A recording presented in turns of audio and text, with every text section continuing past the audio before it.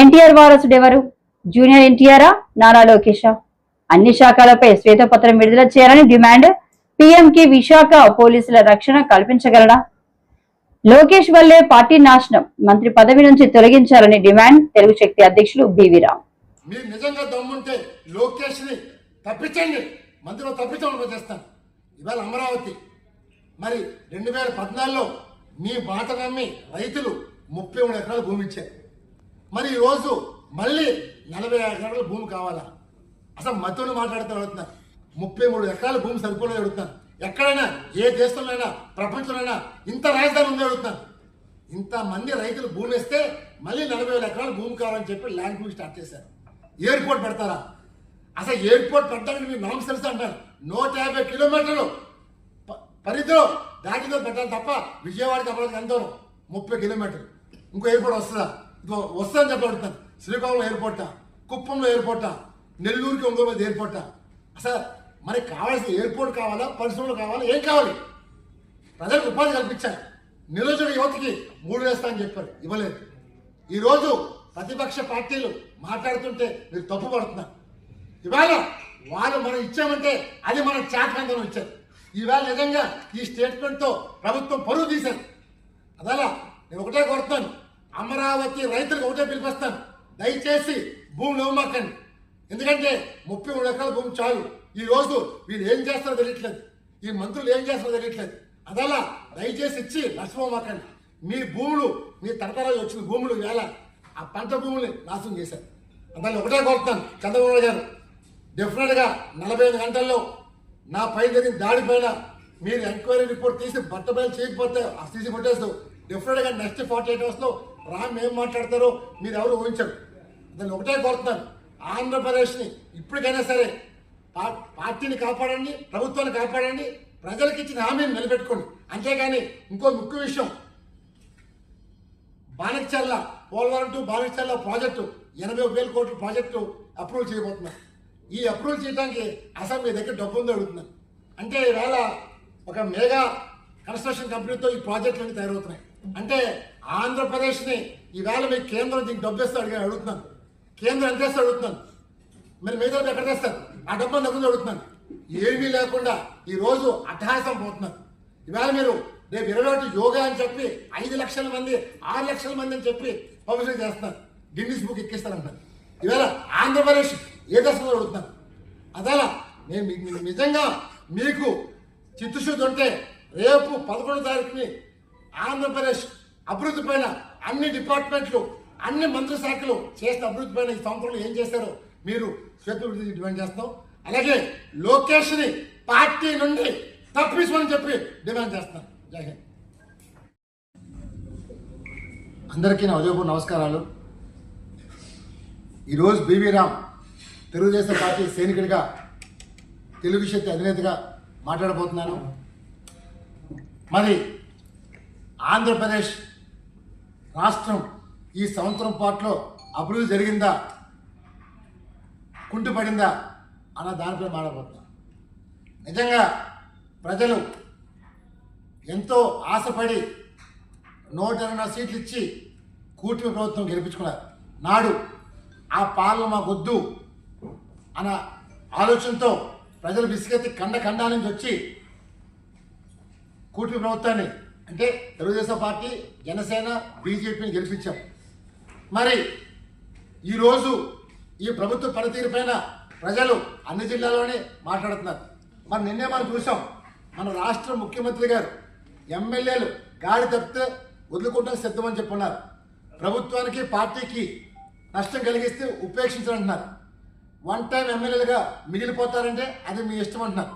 ఇది ఏ సాక్షి పేపర్ రాస్తే పక్క తీసి పడేయచ్చు, కానీ ఒక ప్రధాన పత్రిక అయిన ఈనాడు, ఆంధ్రజ్యోతి రాసిన కథనం, అంటే ఇవి సీఎం గారి మాటలు, అంటే ప్రభుత్వ పనితీరు బాగోలేదని స్వయంగా రాష్ట్ర ముఖ్యమంత్రి నారా చంద్రబాబు నాయుడు గారు ఒప్పుకున్నారని మనం చేస్తున్నాం. అంటే ఈరోజు ఎమ్మెల్యేలు 50 నుంచి 60 మంది దాకా ఫిరాయింపు చేయబోతున్నారు తెలుగుదేశం పార్టీ ఎమ్మెల్యేలు. అందులో ఎటువంటి సందేహం లేదు. దీనికి కారణం మిస్టర్ లోకేష్ పెత్తనం ఎలాగైపోయింది, తీవ్ర స్థాయికి వెళ్ళిపోయింది. ఈరోజు లోకేష్ వల్ల ప్రభుత్వానికి చెడ్డ పేరు వస్తుంది, పార్టీకి చెడ్డ పేరు వస్తుంది. నేను ఒకటే అడుగుతున్నాను, ఎన్టీఆర్ వారసుడు ఎవరు అడుగుతున్నాను, జూనియర్ ఎన్టీఆరా లేదా లోకేషా? రాష్ట్ర ప్రజలు చెప్పాలని చెప్పి మనం చేసుకుంటున్నాం. ఎందుకంటే తెలుగుదేశం పార్టీ సమాజమే దేవాలయం, ప్రజలైన దేవులు అనే ఆశయంతో స్వర్గీయ నందమూరి తారకను లక్ష్యంతో పెట్టారు. ఇది ప్రజా పార్టీ, కుటుంబ పార్టీ కాదు. కానీ ఈరోజు ఈ పార్టీని భ్రష్టు పట్టిస్తున్నారు. ఇది మాకు చాలా, ఈ మాట అంటానికే బాధగా ఉంది. ఎందుకంటే నేను తెలుగుదేశం పార్టీ సభ్యుడిగా మాట్లాడుతున్న వేళ మిస్టర్ చంద్రబాబు నాయుడు గారు 11 సంవత్సరాలు మీ సమక్షంలో 2014లో గండిపేటలో చేరాను. నాడు గంటా శ్రీనివాసరావు నా పక్కనే ఉన్న చేరినప్పుడు. మరి ఈరోజు ఇంత అధికారం తెచ్చి మీకోసం గత 5 ఏళ్ళుగా నేను ఎనలేని కృషి చేశాను. మరి పల్లా శ్రీనివాస్ పైన ఈరోజు 50 రోజు యుద్ధం ప్రకటించి నా పైన దాడి జరిగింది. ఈ విషయం మీ దృష్టికి వచ్చింది, కానీ ధృతరాష్ట్ర మాదిరిగా కళ్ళు మూసుకొని ఉన్నారు తప్ప స్పందించినప్పుడే. మరి మీరు జైల్లో ఉంటే 53 రోజులు జైల్లో ఉంటే రామ్ విపరీతంగా పోవడం చేశాం తప్ప భయపడలే. ఢిల్లీ వెళ్ళాం, హ్యూమన్ కోసం ఫైల్ చేశాం. చంద్రబాబు నాయుడు కానీ ఢిల్లీ మిలిటరీ హాస్పిటల్కి మార్చాలని డిమాండ్ లేపిందే నేను. మరి ఇంత చేస్తే కనీసం మీ మనిషికి దాడి జరిగితే నోరు ఎప్పుడెప్పారు. ఈరోజు మరి లోకేష్ వల్ల ఇవాళ మీరు చెప్పారు కదా, ఎమ్మెల్యే గాడితో వదులుకుంటే సిద్ధమన్నారు. మీరు లోకేష్ని వదులుకుంటే పార్టీ బాగుపడుతుంది. లోకేష్ వల్ల పార్టీ నష్టపోతుంది, సీనియర్లు మనోబలు దెబ్బతింటున్నాయి. ఇవాళ సీనియర్ని మీరు ఒక చీపురుగా తీసి పడుతుంటారు. ఇవాళ మూల స్తంభాలు పార్టీకి. అలాంటి వాళ్ళని మీరు జూనియర్ మంత్రులు పెట్టి ఇవాళ ఆంధ్రప్రదేశ్ని గాడి తప్పించారు. ఈరోజు 16 మంది మంత్రులు డమ్మీ మంత్రులు. ఆ మంత్రులు ఓఎస్డీలు, పిఏలు, పిఎస్లు లోకేష్ నియమించారు. అంటే ఇవాళ 25 మంత్రులు 9 మంది మంత్రులు. 1 నారా ముఖ్యమంత్రి చంద్రబాబు గారు, 2 నారా లోకేష్, 3 పర్వేలు కేశవ గారు, 4 అచ్చెన్నాయుడు గారు, 5 బీజేపీ మంత్రి సత్యకుమార్ గారు, పవన్ కళ్యాణ్ గారు, కందులు దుర్గేష్ గారు, నాదల్ మనోహర్ గారు. వీళ్ళు మాత్రమే ఉన్నారు. మిగతా వాళ్ళంతా డమ్మీ మంత్రి. ఇంకో మంత్రి ఆనంద్ నారాయణ గారు. అంటే 9 మంది మంత్రులు వీళ్ళు పనిచేస్తారు. మిగతా 16 మంది మంత్రులు డమ్మీలు కాదని అడుగుతున్నారు. మీరు రేపు 11వ తారీఖు లోపల మీ శాఖల పైన శ్వేతపత్రం విడుదల అడుగుతున్నారు. ఏ శాఖ మంది అడుగుతున్నారు? ప్రతి శాఖ అవినీతిమయం అయిపోయింది.